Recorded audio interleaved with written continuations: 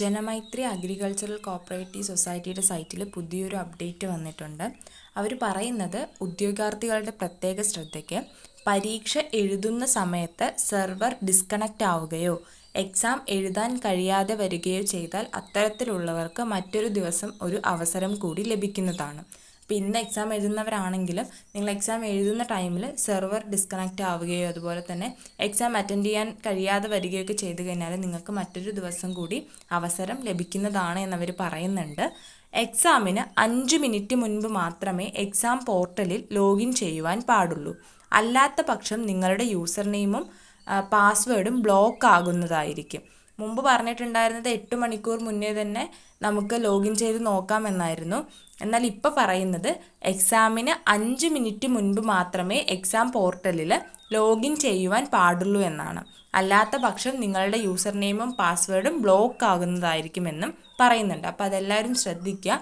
എക്സാമിന് 5 മിനിറ്റ് മുൻപ് മാത്രം നിങ്ങളുടെ എക്സാം പോർട്ടൽ ലോഗിൻ ചെയ്യാനായിട്ട് ശ്രദ്ധിക്കുക. പിന്നീട് പറയുന്ന കാര്യം, എക്സാം കഴിഞ്ഞാലുടൻ തന്നെ എക്സാം പോർട്ടൽ ലോഗ് ഔട്ട് ചെയ്യുക.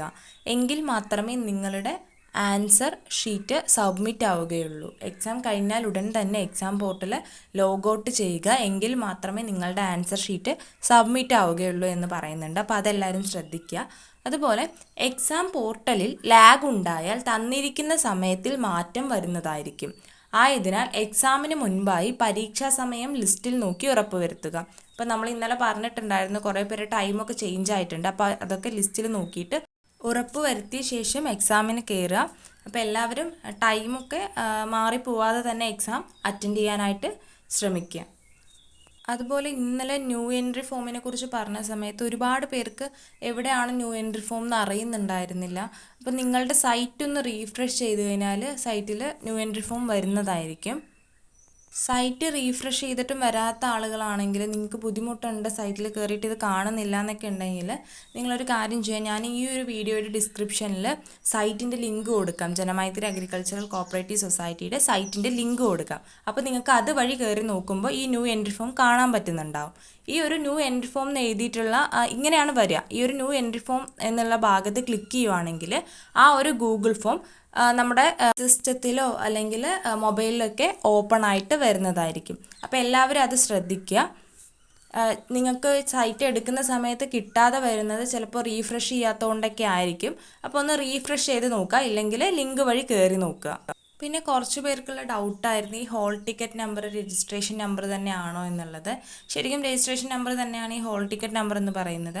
ചില ആളുകൾക്ക് ഹോൾ ടിക്കറ്റിൽ ആ നമ്പർ ഇല്ല. എനിക്കും ആദ്യം ഹോൾ ടിക്കറ്റിൽ ആ നമ്പർ ഉണ്ടായിരുന്നില്ല. ഞാനപ്പോൾ ഇന്നലെ ഒന്നുകൂടെ സൈറ്റിൽ കയറിയിട്ട് ഹോൾ ടിക്കറ്റ് ഡൗൺലോഡ് ചെയ്തു. ആ സമയത്ത് അതിൽ നമ്പർ ഉണ്ടായിരുന്നു. ഒന്നല്ലെങ്കിൽ നിങ്ങളുടെ ഹോൾ ടിക്കറ്റിൽ നമ്പർ ഇല്ല എന്നുണ്ടെങ്കിൽ നിങ്ങൾ ഒന്നും കൂടെ സൈറ്റിൽ കയറിയിട്ട് ഡൗൺലോഡ് ചെയ്ത് നോക്കുക ഹോൾ ടിക്കറ്റ്. അപ്പോൾ ചിലപ്പോൾ നിങ്ങളുടെ ഹോൾ ടിക്കറ്റിൽ നമ്പർ വരുന്നതായിരിക്കും.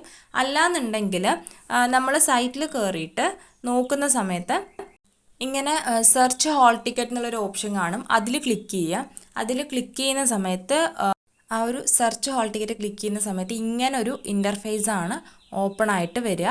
അതിൽ നെയിമും മൊബൈൽ നമ്പറൊക്കെ കൊടുത്ത് നമുക്ക് ഹോൾ ടിക്കറ്റ് ഡൗൺലോഡ് ചെയ്യാം. അതിൻ്റെ മോൾ ഭാഗത്ത് ഹോൾ ടിക്കറ്റ് ലിസ്റ്റ് എന്നൊരു ഗ്രീൻ കളറിലൊരു ഓപ്ഷൻ ഉണ്ട്.